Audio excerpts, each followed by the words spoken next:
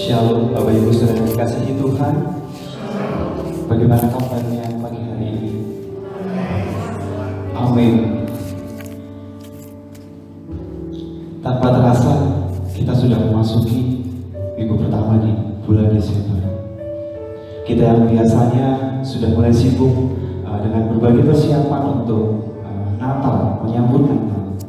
Namun berbeda dengan Desember kali ini. Kita masih dalam situasi pandemi COVID-19. Namun semangat kita, sukacita Natal tidak boleh padam. Kita harus tetap bersukacita dalam menyambut Sang Raja dan Juru Selamat Tuhan kita. Mari Bapak Ibu saja untuk bangkit berdiri.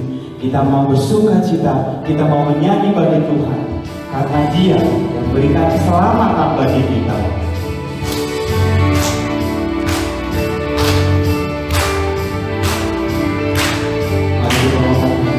Kita mau sambut Sang Raja.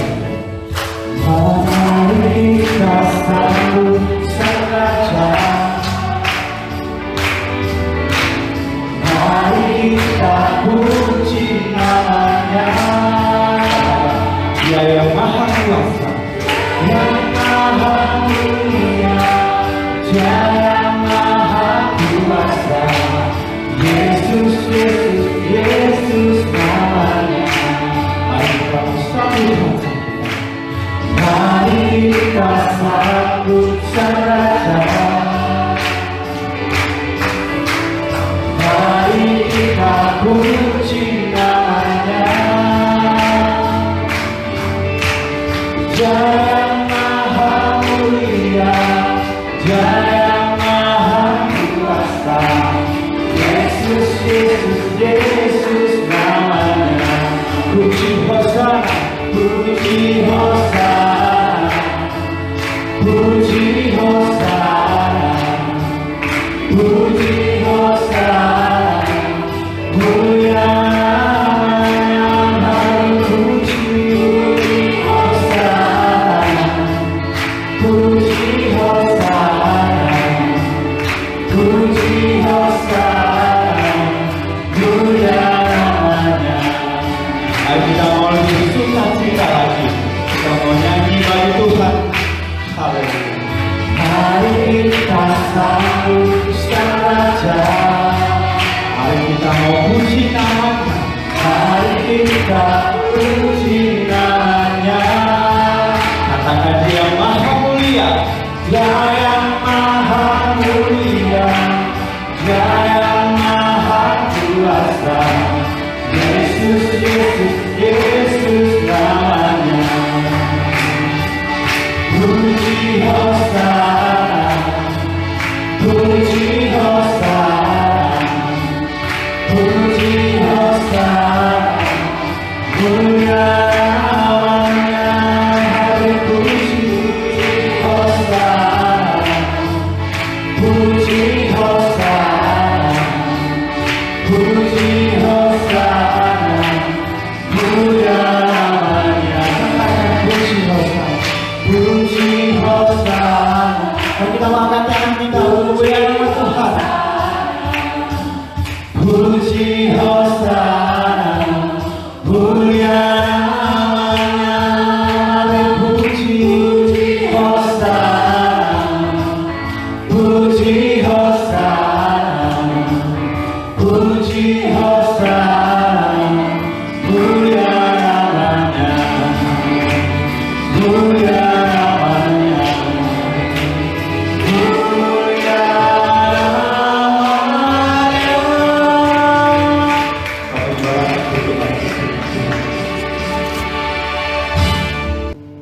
Bapak Ibu dan Saudara yang terkasih, selamat datang di rumah Tuhan. Mari kita mulai ibadah pagi ini dengan bersama-sama menundukkan kepala di hadapannya. Bapa Surgawi, betapa bersyukurnya hati kami. Hari ini kami boleh bersama-sama berada di hadirat-Mu. Tuhan, kami datang dengan satu kerinduan, memuji, menyembah, memuliakan Engkau dan menikmati persekutuan yang indah dan dalam dari-Mu. Dan juga menikmati lawatan-Mu, sehingga setiap orang dikuatkan kembali, disegarkan, dikokohkan di dalam Engkau. Karena memang kami tahu bahwa kekuatan kami ada di dalam Engkau. Namun kami sadar juga bahwa dalam kehidupan yang kami alami banyak sekali kami jatuh dalam dosa. Maka dengan rendah hati di hadapan-Mu kami mohon, Tuhan turunkanlah pengampunan-Mu, sucikanlah setiap orang, mulut, bibir, dan lidahnya, dan juga segenap hidupnya, supaya mengalami penebusan yang sempurna di dalam Engkau.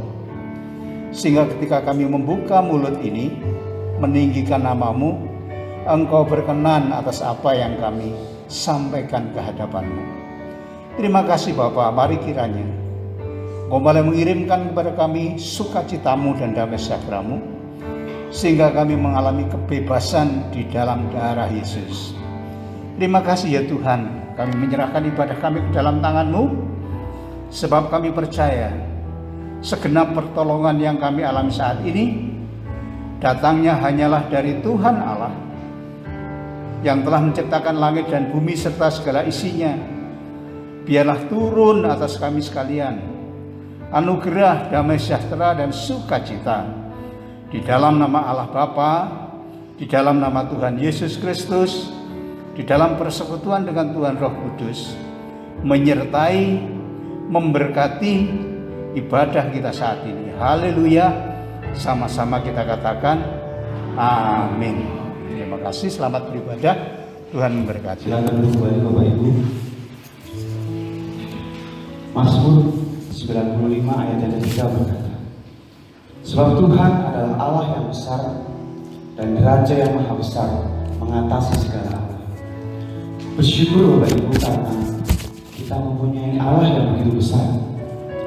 Dia lebih besar dari segala pergumulan kita, dia lebih besar dari segala ketakutan kita, dan terlebih dia memberikan keselamatan bagi kita semua. Oleh karena itu, kita mau terus bersuka cita, kita mau terus memuji nama Tuhan, kita mau nyanyi bagi Tuhan, kita mau katakan bahwa Tuhan kita Raja Maha Besar.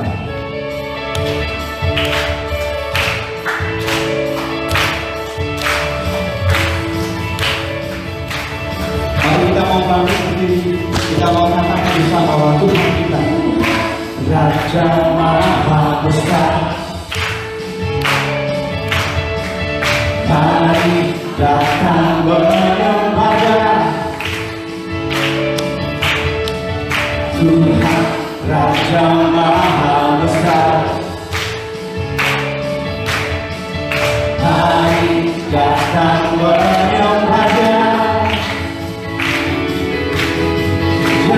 karunia ini, jauh berturut-turut kehadirannya datanglah, mari bersyukur padanya, dengan bersuka bernyanyilah, dia bagi keselamatan, pujilah Tuhan Raja Maha Besar. Mari kita mau bersuka cita, kita mengatakan bahwa Tuhan kita Raja Maha Besar, Tuhan Raja Maha Besar. Amin. Mari datang menyembah Tuhan Raja Maha Besar. Mari datang menyembah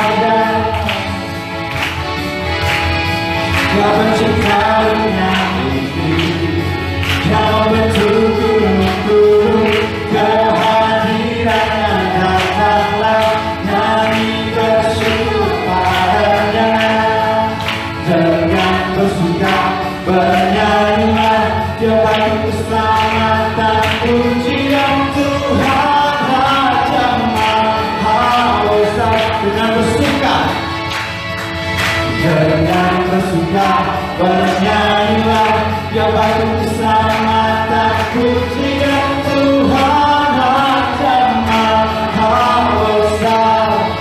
Tuhan Maha Besar, Tuhan Raja Maha Besar, Tuhan Raja Maha Besar.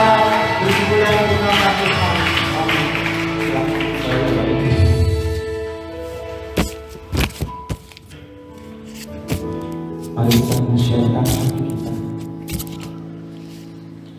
Kita mau datang dalam sembah sujud kita. Mazmur 29 ayat yang kedua berkata, berilah kepada Tuhan kemuliaan namanya.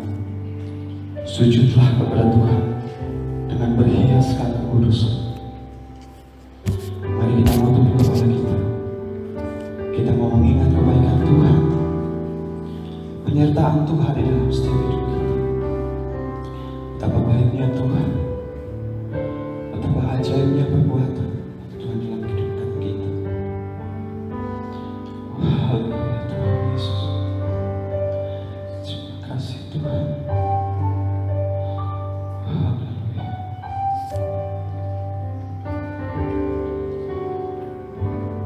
Pujilah aku Tuhan, cobalah aku Tuhan, selidiki hatiku dan hatiku, mataku tertuju padamu. Aku cinta padamu Tuhan, aku rindu hadiratmu Tuhan, aku ingin selalu dekat padamu. Mari berakhir kehadiratmu. Nyanyi Hosana, nyanyi Hosana bagi Rajaku yang duduk di tahta. Aku muliakan dan kuagungkan, Kau layak disembah.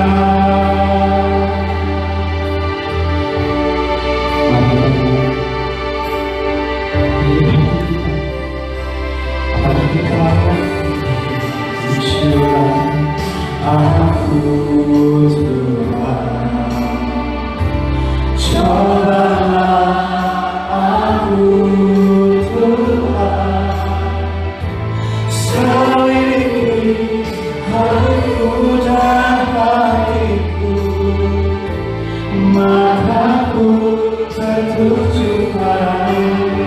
Mari kita mau bangkit berdiri. Aku cinta padamu Tuhan, aku rindu hadiratmu Tuhan, aku muliakan terdekat padamu. Mari hati kehadiratmu. Ku nyanyi Hosana, ku nyanyi Hosana bagi Rajaku yang duduk di tahta.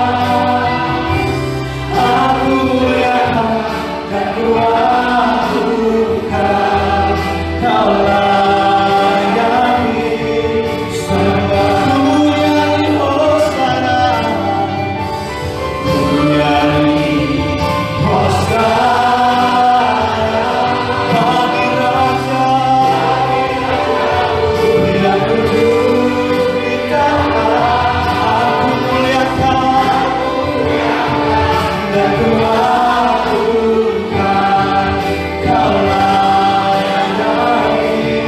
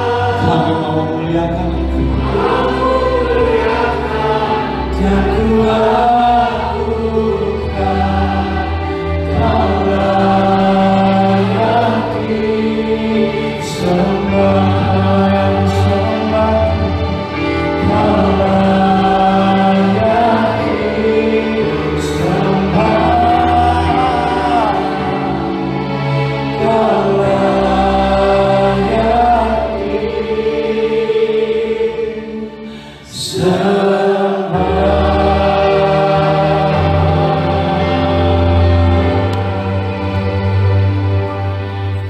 Tuhan, hanya Engkau yang layak kami sembah. Hanya Engkau yang layak kami tinggikan Tuhan. Ajari kami terus Tuhan untuk tetap setia mengiring Engkau. Selidiki hati kami Tuhan. Kami yang penuh dengan dosa, kami yang terkadang tidak mendengarkan Engkau Tuhan. Namun Engkau tetap mengasihi kami. Tidak pernah Engkau meninggalkan kami sedetik pun. Terima kasih Tuhan, terima kasih untuk kasih setia-Mu, untuk penyertaan-Mu dan untuk kebaikan-Mu Tuhan dalam setiap kehidupan kami. Dan pagi hari ini Tuhan, tiba saatnya kami untuk waktu kami untuk boleh mendengarkan firman-Mu. Berkati hamba-Mu yang sudah mempersiapkan Tuhan. Kiranya Engkau yang berbicara melalui hamba-Mu. Berkati juga untuk setiap jemaat di tempat ini Tuhan. Agar kiranya apa yang boleh kami dengar, boleh kami terima, dan boleh menjadi berkat Tuhan. Bukan hanya untuk kami pribadi, tetapi untuk orang-orang di sekitar kami. Agar nama Engkau semakin dimuliakan Tuhan. Dan terima kasih karena kami menyerahkan waktu kami pagi ini dalam tangan kuasa. Hanya di dalam nama Tuhan Yesus Kristus, Juru Selamat kami berdoa dan mengucap syukur. Haleluya. Amin. Waktu selanjutnya saya sampaikan kepada Bapak Ibu. Shalom Bapak Ibu. Wah, sukacita sekali pagi ini kita bisa berjumpa kembali. Ya, mari kita berlanjut untuk belajar firman Tuhan. Pagi ini saya mau meneruskan kitab Wahyu pasal 14 ayat yang 14 sampai ke 20. Mari kita baca bersama kitab Wahyu pasal 14 ayat 14 sampai yang ke-20. Seperti biasa kita akan membaca silih berganti. Saya akan membaca ayat yang ke-14. Bapak Ibu dan Saudara akan membaca ayat yang ke-15 dan seterusnya sampai ayat yang ke-20. Ya, oke. Mari kita baca Wahyu 14 ayat 14. Dan aku melihat sesungguhnya ada suatu awan putih, dan di atas awan itu duduk seorang seperti anak manusia dengan sebuah mahkota emas di atas kepalanya dan sebuah sabit tajam di tangannya.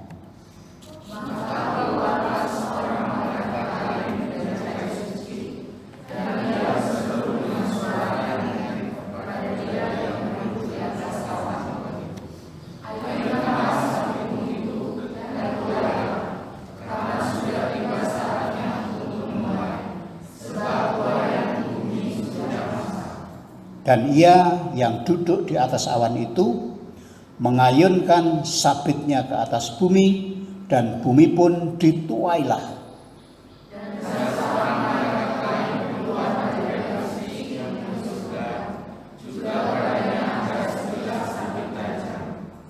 Dan seorang malaikat lain datang dari Mesbah. Ia berkuasa atas api, dan ia berseru dengan suara nyaring kepada malaikat yang memegang sabit tajam itu, katanya, ayunkanlah sabitmu yang tajam itu dan potonglah buah-buah pohon anggur di bumi, karena buahnya sudah masak.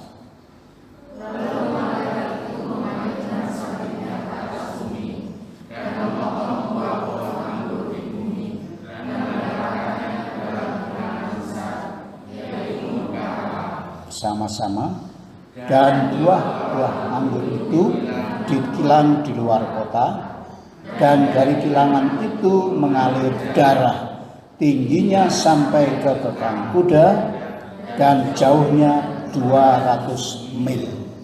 Amin.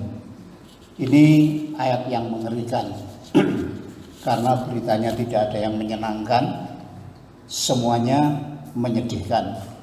Ada sabit yang tajam, ada panen di bumi, tuaian sudah matang, saatnya dibabati. Nah, karena dua hal ini, Saya memberi judul bagian yang kita renungkan adalah penuaian di bumi. Penuaian di bumi atau panen di bumi. Ini merupakan bagian penghakiman, tetapi sisi yang lain. Di dalam ayat 1 sampai 13 pasal 14 menceritakan bagaimana Yesus anak domba berdiri di Bukit Sion sebagai hakim, menghakimi orang-orang yang melenceng menyembah kepada patung binatang yang mengenakan tanda di tangannya dan yang mengenakan tanda di dahinya. Lalu tanpa basa-basi mereka langsung dimasukkan ke dalam penghukuman. Ayat selanjutnya ini merupakan melanjutkan dari sisi yang lain, yaitu namanya panen di bumi atau penuaian di bumi. Nah, kalau kita menyaksikan bagian ini dibagi dua. Bapak Ibu lihat di ayat yang ke-14 sampai ayat yang ke-16 adalah penuaian pertama yang dinamai judul penuaian oleh anak domba, anak manusia. Lalu ayat yang ke-17 sampai ayat yang ke-20 ini panen anggur, potong buah pohon anggur yang ada di bumi. Jadi ada dua macam penuaian. Yang pertama adalah penuaian yang dilakukan oleh anak manusia. Tidak dikatakan ini penuaian apa, tapi saya sangat yakin bahwa ini adalah penuaian gandum. Ya, kalau kita panen padi, kalau di dalam perumpamaan ini atau dalam kitab Wahyu ini adalah panen gandum. Panen gandum siapa yang memanen? Anak manusia. Karena dikatakan dalam ayat 14 itu, dan aku melihat sesungguhnya ada suatu awan putih dan di atas awan itu duduk seorang anak manusia dengan sebuah mahkota emas di atas kepalanya dan sebilah sabit tajam di tangannya. Jadi penuaian gandum ini dipimpin, dilaksanakan oleh anak manusia. Anak manusia adalah penguasanya. Duduk di atas awan menunjukkan dia berkuasa, bermahkota emas menunjukkan kemuliaannya, dan membawa sabit tajam menunjukkan keadilannya, menunjukkan kekuatannya terhadap dunia ini. Dia yang kemarin kita pelajari sebagai hakim agung, sekarang dia sebagai anak manusia yang memanen. Sebutan anak manusia tentu tidak asing bagi kita, karena sepanjang Injil Yesus disebut sebagai anak manusia. Gelar pertama anak manusia diberikan di dalam Daniel pasal yang ke-7 adalah sebutan orang yang akan datang, yang menjadi penyelamat raja yang kekal itu. Kemudian Yesus anak Daud mengatakan kepada murid-muridnya, menurut orang-orang siapakah anak manusia itu? Ada yang berkata Elia, Yohanes Pembaptis, dan seterusnya. Tetapi Simon Petrus berkata, engkau adalah anak Allah yang hidup. Semenjak saat itulah misi Yesus disampaikan dengan tuntas. Muridnya mengerti, Yesus berangkat ke Yerusalem untuk mati. Jadi gelar anak manusia merupakan gelar kebanggaan yang populer sepanjang Injil. Nah, sekarang yang panen anak manusia. Panenannya apa? Dikatakan di sini ada malaikat yang keluar dari surga, dari bait Allah. Dia berseru, ayunkan sabitmu, tuailah, karena sudah tiba saatnya untuk menuai. Sebab tuaian sudah masak di bumi. Lalu anak manusia mengayunkan sabitnya dan menuai di bumi. Kata penuaian, kata tuai 4 kali diulangi. Dan menunjukkan kepada suatu keseriusan bahwa ini adalah sebuah kisah yang betul-betul mengakhiri semua kegiatan yang namanya menanam. Jadi kita menyadari bahwa dalam kehidupan pertanian, kalau kita tanam, apa sih yang kita tanam, kita rawat sampai pada saatnya berbuah, lalu pada akhirnya buah itu dipanen kemudian semuanya dihabiskan. Nah, panen ini adalah pertanda bahwa semuanya berakhir. Nah, kita kaget seolah-olah mengapa tiba-tiba firman Tuhan berbicara mengenai panen. Panen apa ini? Panennya di mana? Tanamnya kapan? Tahu-tahu sudah panen. Ternyata ayat ini adalah sambungan dari Matius pasal 13. Ketika Tuhan Yesus mulai berbicara kerajaan Allah, dia mengatakan anak manusia menabur firman Tuhan. Ada yang jatuh di pinggir jalan, ada yang jatuh di tanah berbatu, ada yang jatuh di semak-semak duri, ada yang jatuh di tanah yang subur. Yang 3 tempat di mana benih itu jatuh gak dihitung, karena semuanya mati dan hilang. Hanya 1 saja yang jatuh di tanah subur. Gandum itu mulai bertumbuh, lalu menghasilkan 30, 60, dan 100. Jadi buahnya begitu luar biasa sampai 100. Nah, bagian ini adalah kerajaan Allah. Lalu diikuti mengenai perumpamaan lalang dan gandum. Sudah pernah dengar ya? Lalang dan gandum. Tuhan Yesus mengatakan bahwa anak manusia menaburkan benih baik, gandum yang baik. Lalu gandum itu ditaburkan di tanahnya, subur berbuah. Pada waktu malam ada orang lain yang menabur. Siapa? Musuh, yaitu iblis.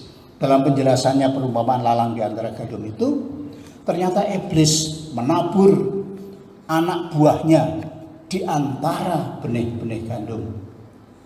Lalu ketika hamba-hamba mengetahui bahwa ternyata dalam taburan gandum ada ilalang di tengahnya, mereka berkata, "Tuhan, maukah Tuhan saya datang ke kebun mencabuti ilalang itu supaya enggak mengganggu?" Apa kata Yesus? Jangan. Biarkan keduanya bertumbuh. Lalu kemudian nanti akan keluar buahnya. Pada akhirnya panen, ya, pada akhir panen, gandum akan dikumpulkan, dibawa ke lumbung, lalu ilalang akan dikumpulkan, dipotong, kemudian dibakar. Nah, itu sangat jelas. Ternyata maksud perumpamaan itu adalah Tuhan menabur kerajaan Allah. Menabur kerajaan Allah semenjak datang ke pelayanannya ke dalam dunia ini. Dia berkata, kerajaan Allah sudah dekat. Bertobatlah dan percayalah kepada Injil, maka engkau akan masuk dalam kerajaan Allah. Itu terus sepanjang khotbah sampai akhir dikatakan Yesus, dan sampai Yesus naik ke surga, kerajaan Allah belum terbukti, belum terlihat. Tetapi kerajaan ternyata berkembang di hati setiap anak-anaknya bagaikan tanaman gandum di ladang. Dan Tuhan menginginkan gandum bersaing dengan ilalang di tempat yang sama, di tanah yang sama, makan dari sumber yang sama, kemudian dia ditunggu sampai panen. Kita melihat dalam perumpamaan ini, kalau kita menyaksikan Matius pasal 13 ayat 41, nggak usah dibuka. Di sana dikatakan akhirnya pada waktu panen, jelas ilalang dipotong, disabit, dimasukkan ke dalam api, dibakar. Lalu kemudian gandum diambil, dipanen, dimasukkan ke dalam lumbung. Kata-kata yang nggak bisa dilupakan, arti pelajaran itu adalah segala yang menyesatkan, segala kejahatan dalam kerajaannya oleh Tuhan akan diambil, kemudian dihukum. Tetapi anak-anak kerajaan akan bercahaya seperti matahari. Itu yang dikatakan akhir daripada perumpamaan lalang di antara gandum. Pelajaran apa yang kita lihat? Yang kita lihat adalah Tuhan menanam kerajaan Allah di hati kita. Tuhan menunggu panenan kita. Dia tidak menanam lalu membiarkan, meninggalkannya, tidak merawat dan tidak memanennya. Dia akan melakukan itu. Jadi bagian yang pertama, penuaian gandum itu adalah sebuah nubuat atau sebuah pengajaran tanaman kerajaan Allah yang nanti akan diambil, sekarang belum. Lalu yang kedua apa yang kita lihat adalah panen anggur. Sebenarnya bukan panen anggur, tetapi penghilangan anggur. Penghilangan anggur berasal dari kata dikilang. Dikilang itu digiling, diperas supaya keluar airnya. Ya. Mari kita lihat di dalam ayat 18 dikatakan, dan seorang malaikat lain datang dari Mesbah. Perhatikan baik-baik. Malaikat lain datang dari Mesbah. Ia berkuasa atas api Mesbah itu. Dia penguasa api suci. Dan ia berseru dengan suara nyaring kepada malaikat yang memegang sabit tajam. Ini panen dilakukan malaikat, bukan anak manusia. Dikatakan, ayunkanlah sabitmu yang tajam itu, potonglah buah-buah pohon anggur di bumi, karena buahnya sudah masak. Lalu malaikat mengayunkan sabitnya ke atas bumi dan memotong buah pohon anggur di bumi dan melemparkannya ke dalam kilangan besar, yaitu murka Allah. Dan buah-buah anggur itu dikilang di luar kota, dan dari kilangan itu mengalir darah, tingginya sampai ke kekang kuda dan jauhnya sampai 200 mil. Jadi kayaknya di depannya panen anggur. Kalau panen anggur kan senang gitu. Kemudian diperas, bisa dapat sirup anggur gitu, bisa dapat anggur kolesong, anggur beranak, anggur orang tua gitu, anggur perjamuan, kan semuanya senang dikumpulkan. Tetapi ini dimasukkan kilangan, digiling semuanya, diperas, yang keluar apa? Darah. Darah itu tingginya sampai ke kekang kuda. Ya kita lihat kuda ya, kalau naik delman itu kekangnya itu kira-kira ya sejajar ini sekitar 1,5 meter tingginya. Jauhnya berapa jauh dikatakan? 1,5 meter, jauhnya 200 mil. 1 mil 1.250 meter. Jadi kalau 200 mil itu adalah sebuah jarak yang kira-kira sekitar 250.000 meter. Kalau dibikin kilometer itu adalah 250 kilometer. Jadi darah itu mengalir kayak sungai. Mungkin sepanjang sungai Serayu dari ujungnya sampai ke laut. Atau mungkin kalau diukur jauhnya 250 kilometer. Itu seperti perjalanan Purwokerto sampai ke Solo. Jogja masih lewat. Atau kalau ke sana ya Purwokerto sampai ke Cirebon. Bapak Ibu bayangkan darah itu mengalir seperti sungai. Darahnya siapa ini? Darah apa ini yang mengalir ini? Darah hewan, pembunuhan yang besar-besaran yang terjadi, yang namanya dikilang. Dan ternyata kata-kata yang dikatakan dalam ayat 18, malaikat yang datang dari Mesbah, malaikat yang berkuasa atas api, itu ada kaitannya dengan Wahyu pasal 6 ayat 9, 10 dan 11. Mari kita lihat Wahyu pasal 6 ayat 9, 10 dan 11. Mari bagus.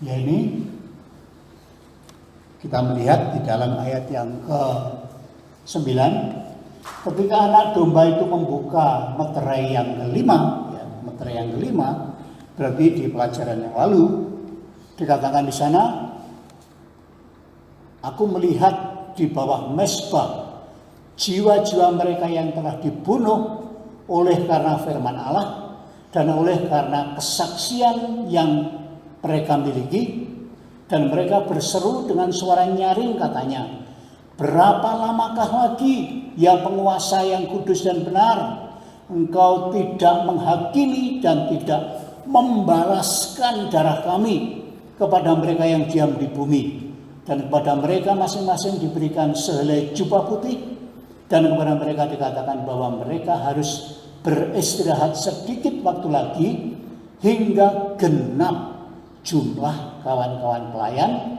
dan saudara-saudara mereka yang akan dibunuh seperti mereka. Jadi ternyata di meterai yang kelima muncul dari bawah mezbah suara-suara, "Ya penguasa anak domba, kapan kau membalaskan darah kami? Kami sudah nggak sabar." Itu adalah teriakan darah orang-orang yang mati martir. Sekarang kita lihat ayat 18 bahwa malaikat itu datang dari mezbah membawa tuntutan orang-orang yang telah dibunuh karena darah Yesus, yang telah dibunuh karena kesaksian, yang telah dibunuh karena mereka mempercayai dan mengikuti anak domba yaitu Yesus Kristus.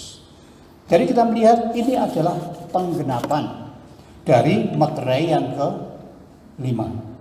Kita melihat jiwa-jiwa yang ada di bawah mezbah itu menuntut pembalasan. Maka dari itu yang disebut anggur, panen anggur di bumi itu adalah membalaskan dendam darah orang-orang yang martir. Jadi setiap orang yang dibunuh oleh orang-orang lain karena mereka mengiring Yesus, suatu saat di sini ada akhirnya.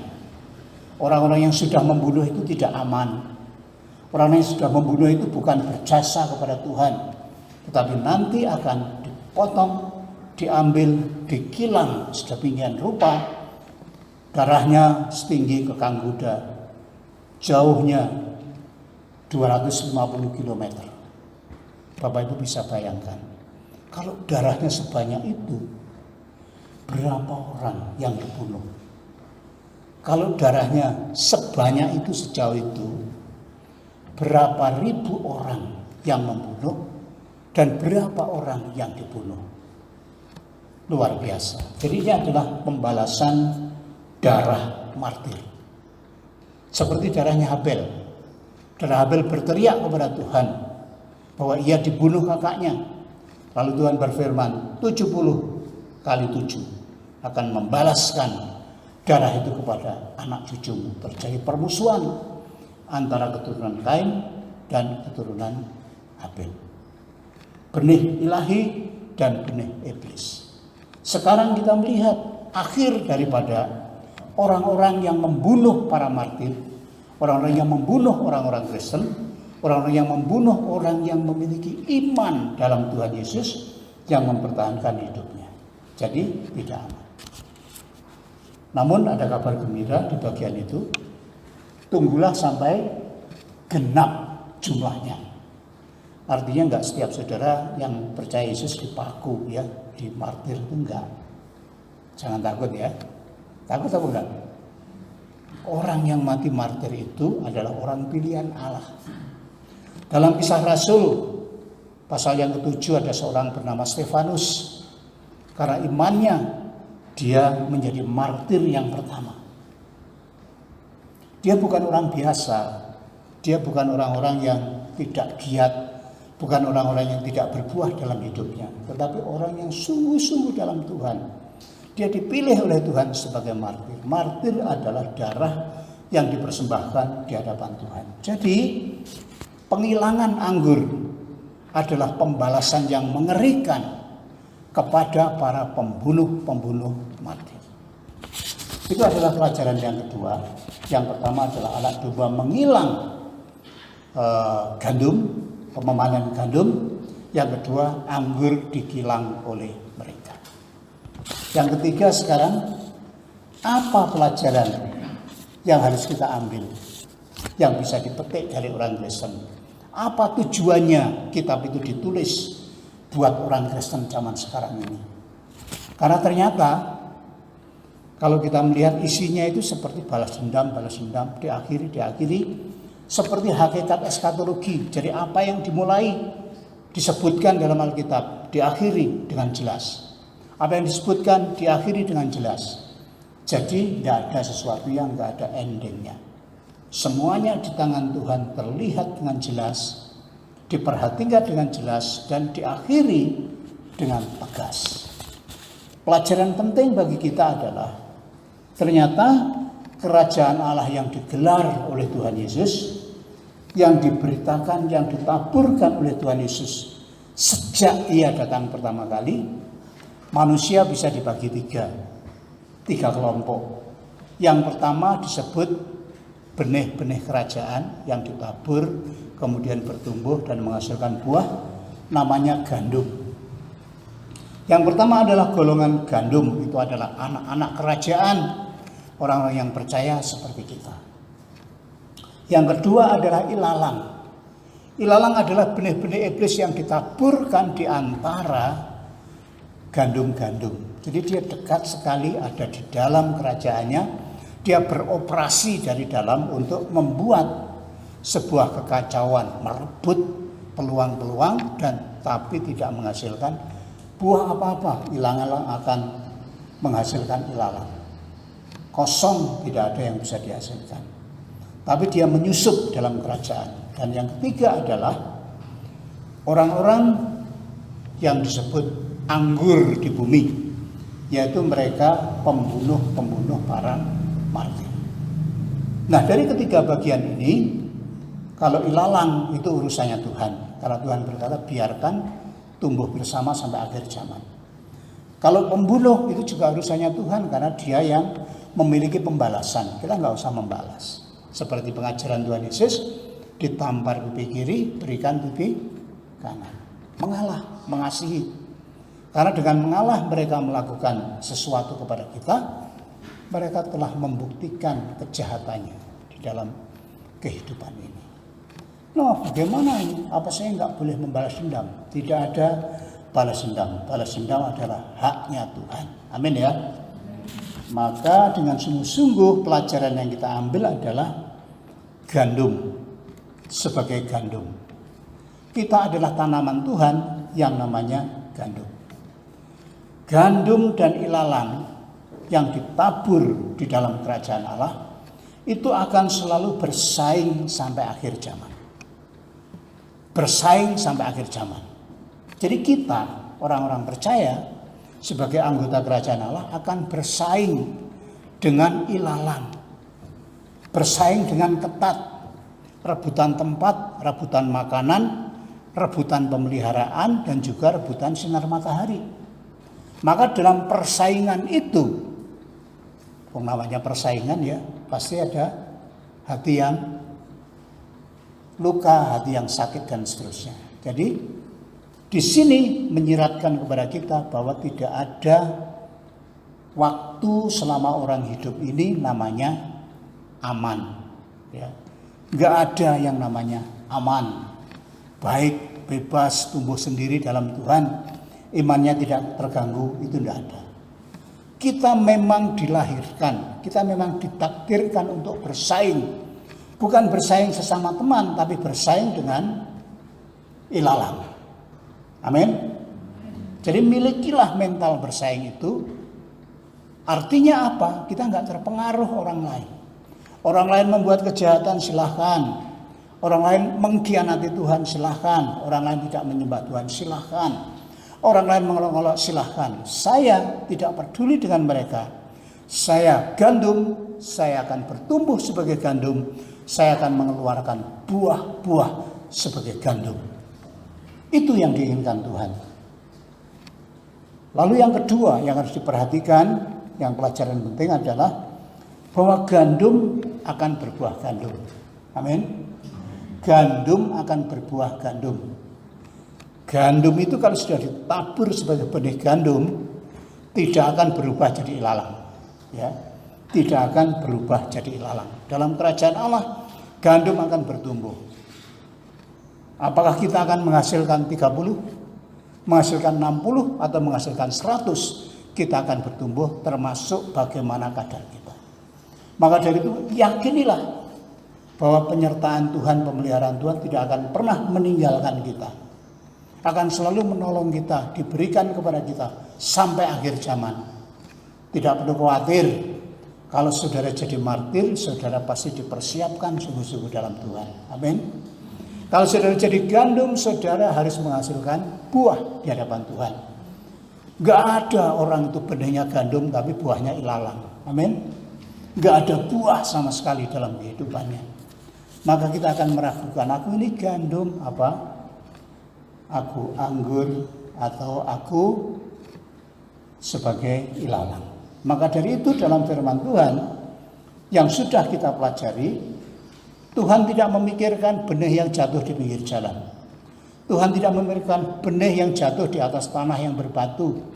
Tuhan tidak memikirkan benih yang jatuh di antara semak duri. Tuhan hanya memikirkan gandum yang berbuah. Miliknya yang dipelihara sampai akhir zaman. Pemeliharaan itu sampai akhir. Jangan pernah mencurigai Tuhan. Tuhan tidak memelihara kita, jangan. Jangan pernah mengatakan Tuhan tidak memelihara kita, tidak. Gandum ditanam di tanah pertanian, telah dipersiapkan tanahnya. Gandum ditanam, disiangi, diberi pupuk, diberi obat, dijaga. Terus sampai panen akan dijaga oleh Tuhan. Dan yang ditunggu adalah buah dalam kehidupan. Jadi sekarang apa kesimpulan kita dalam perumpamaan ini? Pelajaran penting. Kita harus berbuah. Amin. Katakan bersama-sama, kita harus berbuah. Ya, kita harus berbuah. Yang banter, kita harus berbuah. Ya, sekali lagi, kita harus berbuah. Jadi yang diinginkan Tuhan, yang ditunggu Tuhan adalah memanen kita. Makanya buah itu harus diberikan. Itulah sebabnya kita sebagai orang percaya yang sudah mengikut Tuhan sekian lama, janganlah kita memikirkan, aku ini orang beriman apa enggak, imanku kuat apa enggak. Iman itu adalah pelajaran dasar. Iman itu adalah pelajaran anak-anak TK, TK-nya orang Kristen. Jadi nggak perlu dibicarakan lagi. Lalu kemudian kesaksian, apa yang bisa dilakukan, firman Tuhan, menguasai membaca firman Tuhan dan seterusnya, itu adalah makanan pokok.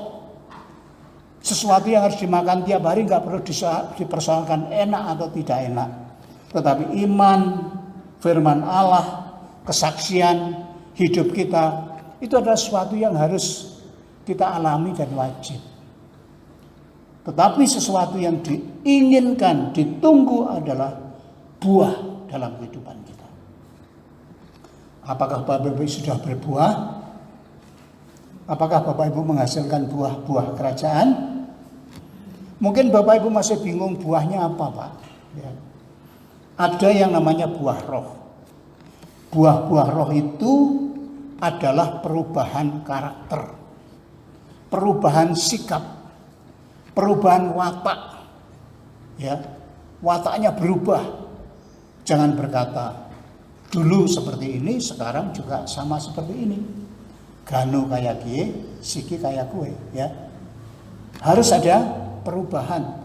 Nah, perubahan itu diproduksi hubungan kita kepada Tuhan. Kalau kita menjadi orang percaya sudah 10 tahun, 15 tahun, 20 tahun, tapi tidak ada buah-buah yang berkaitan dengan perubahan karakter, maka walahu alam kita enggak berbuah. Mungkin kita benih yang salah tabur. Tetapi percayalah bahwa perubahan karakter itu bukan dipersembahkan kepada Tuhan, tapi untuk diri kita sendiri. Kalau saudara mengalami kasih, hidupmu melimpah dengan kasih, apa Tuhan diuntungkan? Tidak. Yang diuntungkan engkau sendiri. Engkau mengasihi dirimu dengan baik, mengasihi pasanganmu, mengasihi anak-anakmu, mengasihi keluargamu, mengasihi teman-temanmu. Kasihnya meluap dengan baik.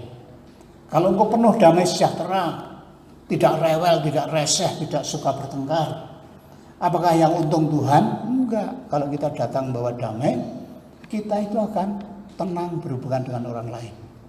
Kita enggak curiga dengan orang lain. Meskipun orang lain jahat, enggak curiga. Jadi buah-buah roh itu kita nikmati diri sendiri. Lalu yang ditunggu Tuhan buah yang mana? Yang ditunggu Tuhan adalah buah-buah dalam pelayanan kerajaan Allah. Buah-buah kesetiaan. Poin yang bisa diberikan kepada Tuhan. Apakah saya bisa memberikan poin di hadapan Tuhan. Meskipun hanya menjadi singer. Singer itu kan gampang, apalagi lagunya cuma 3 sekarang ini. Latihannya Mbak Yuli berapa menit kemarin? 10 menit. Saya ke belakang, suaranya Yuli. Saya keluar lagi, mana Pris? Sudah pulang Pak. Ya ampun, 10 menit gak ada. Itu gampang sekali. Tetapi ternyata kehadiran di sini itu adalah bagian daripada buah-buah kerajaan. Jadi menjadi buah kerajaan itu adalah bagaimana kita menjadi perpanjangan tangan Tuhan, menjadi kaki Tuhan, menjadi mulutnya Tuhan. Ya, gitu. Apa yang kita bisa lakukan adalah sesuatu untuk Tuhan. Lalu kemudian kita bisa membuat orang lain kuat di dalam Tuhan, membimbing mereka dalam Tuhan. Itu namanya buah-buah kerajaan. Jadi apa yang kita lakukan, yang kita hasilkan adalah sesuatu yang memudahkan. Dalam pelajaran mengenai kerohanian, kita bisa menjadi partner dalam kerajaan. Ayo pimpin pujian, mau, gitu ya. Ayo pimpin pujian, siap. Padahal lagunya nggak tahu, siap, maju saja ya. Seperti itu adalah bagian dari kerajaan. Apakah bisa tergabung pelayanan jam sekian? Siap. Jadi apa yang bisa kita lakukan untuk saudara-saudara kita. Sehingga ketika kita melihat kemajuan orang-orang dalam Tuhan, orang-orang bertambah dalam Tuhan, itu kita berbuah. Saudara yang jadi perawat, kalau ada pasien datang, apa yang dilakukan?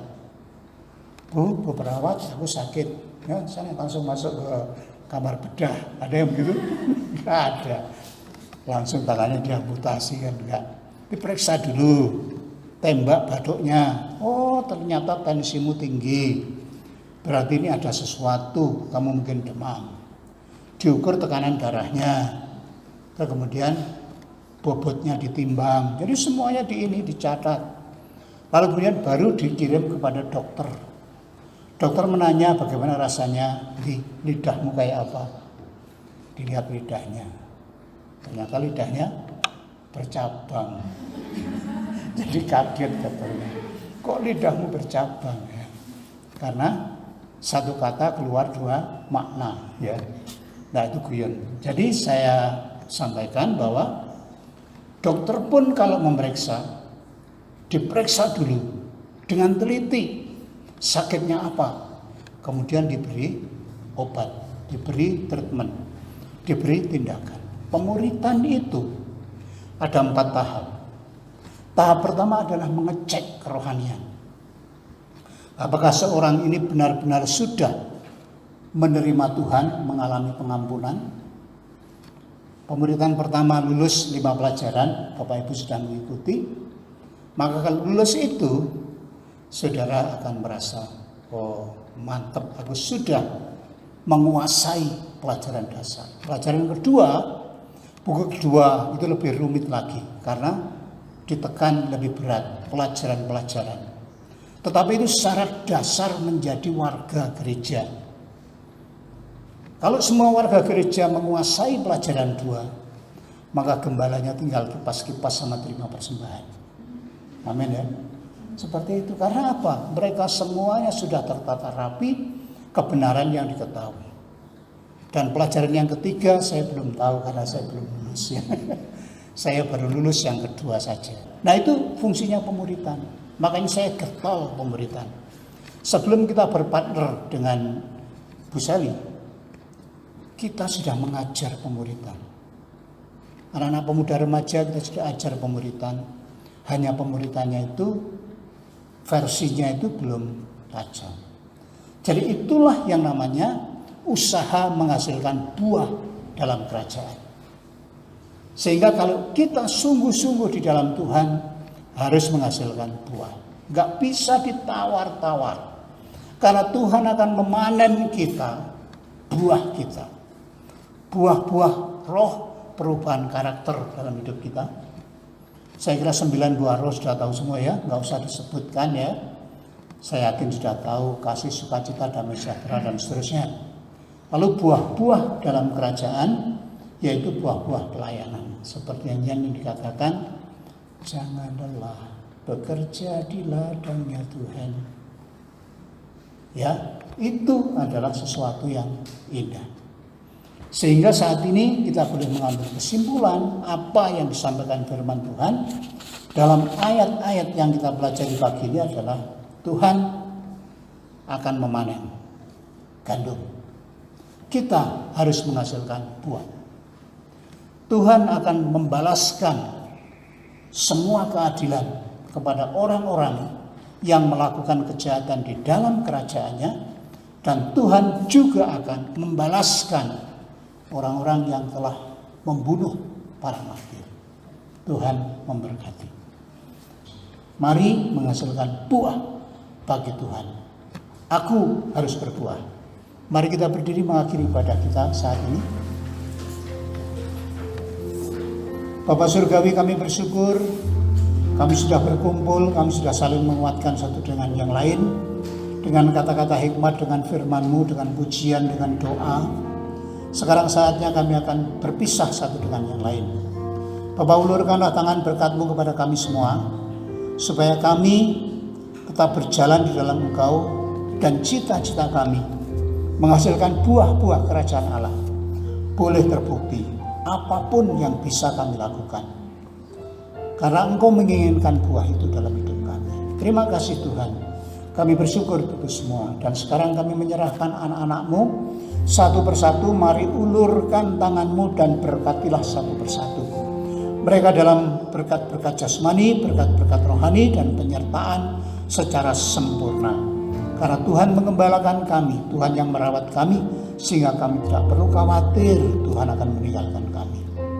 Dan saat ini kami berdoa ya Tuhan, untuk setiap pekerjaan yang dijalankan anak-anak-Mu, apapun pekerjaan mereka, Engkau campur tangan, Engkau memberikan kekuatan untuk menjalankan pekerjaan, sehingga pekerjaannya itu boleh maju, boleh bertambah besar, boleh bertambah memberkati orang-orang yang ada di sekitarnya. Tuhan, kami berdoa untuk rumah tangga demi rumah tangga. Engkaulah kepala bagi rumah tangga kami. Tuhan, berkatilah dengan kehadiran-Mu, berkatilah dengan pertolongan-Mu, sehingga rumah tangga kami menjadi tempat kesukaan bagi kami dan bagi-Mu. Tangan Tuhan Yesus bekerja dengan leluasa dalam memberkati kami semua, di dalam memberikan makanan dan minuman, di dalam memberikan kesehatan, di dalam memberikan keamanan. Berilah keamanan kepada kami ya Tuhan di tempat-tempat di mana kami tinggal. Berilah keamanan di jalan-jalan yang kami lewati. Berilah keamanan di tempat-tempat di mana kami bekerja. Kami percaya Tuhan melindungi dengan darah-Mu dengan sempurna. Maka dari itu biarlah tangan Tuhan yang kuat itu menjagai kami. Kami percaya ada kuasa-kuasa kejahatan yang mencoba merongrong menjatuhkan kami. Saat ini kami bersatu hati menyerahkan dalam nama Tuhan Yesus. Semua pekerjaan sejahat, tidak ada yang bisa menyentuh kami. Terima kasih Bapa, kami mengucap syukur, menyerahkan keluarga-keluarga kami ke dalam tangan. Terima kasih Bapa, saat ini kami menyerahkan semua persembahan-persembahan yang akan kami berikan di hadapan-Mu, baik persembahan rutin maupun persembahan persepuluhan. Mari kiranya Tuhan memberkati setiap rupiah-rupiah ini. Tuhan menjadikan berkat bagi pekerjaan pelayanan di sini. Tuhan akan memberkati setiap tangan yang sudah mempersembahkan. Tuhan memberkati setiap pekerjaan anak-anak-Mu yang sudah mempersembahkan. Seperti janji-Mu bahwa Engkau akan membuka tingkap-tingkap langit dan mencurahkan berkat sampai anak-anak-Mu berkelimpahan. Kami percaya Tuhan akan memberkati kami cukup berlimpah dalam hidup kami. Dan biarlah persembahan kami berkenan di hadapan-Mu, menjadi dupa yang harum yang memuliakan Engkau. Terima kasih Bapa, kami mengucap syukur. Sebentar kami akan berjalan pulang. Pimpinlah, tuntunlah kami di jalan, tibakan di rumah dengan selamat, sehingga kami tetap mengalami sukacita bersama Tuhan dalam keadaan apapun. Terima kasih Tuhan Yesus, kami mengucap syukur, menyerahkan doa kami dalam nama Tuhan Yesus. Bapak Ibu Saudara, sebelum meninggalkan tempat ibadah ini, terimalah berkat-berkat dari Tuhan. Tuhan memberkati-Mu, Tuhan menyinari-Mu dengan wajah-Nya, Tuhan menyertai perjalanan hidupmu dengan shalom, dengan damai sejahtera. Maka dari itu pulanglah dengan membawa damai sejahtera, sukacita, kasih karunia di dalam nama Allah Bapa, dalam nama Tuhan Yesus Kristus, dalam persekutuan dengan Tuhan Roh Kudus, menyertai, memberkati Bapak Ibu Saudara sekalian hari demi hari, langkah demi langkah, sampai Tuhan Yesus menyambut kita sebagai saleh-salehnya pada hari Maranatha. Terimalah semua berkat itu dalam nama Tuhan Yesus. Haleluya. Amin. Bapak terima kasih.